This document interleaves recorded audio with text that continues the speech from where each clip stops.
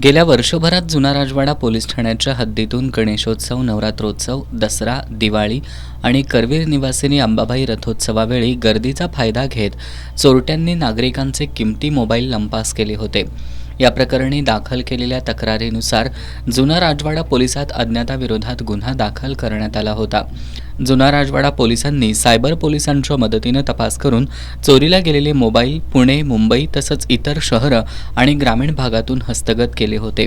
पोलिसांनी हस्तगत केलेले सुमारे 9,20,000 रुपये किमतीचे 72 अँड्रॉइड मोबाईल आज शहर पोलीस उपअधीक्षक अजित टिक्के आणि पोलीस निरीक्षक संजीव झाडे यांच्या हस्ते मूळ मालकांना परत देण्यात आलेत. जुना राजवाडा पोलिसांच्या या कामगिरीमुळे चोरीस गेलेले मोबाईल परत मिळाल्यानं नागरिकांनी समाधान व्यक्त केलंय.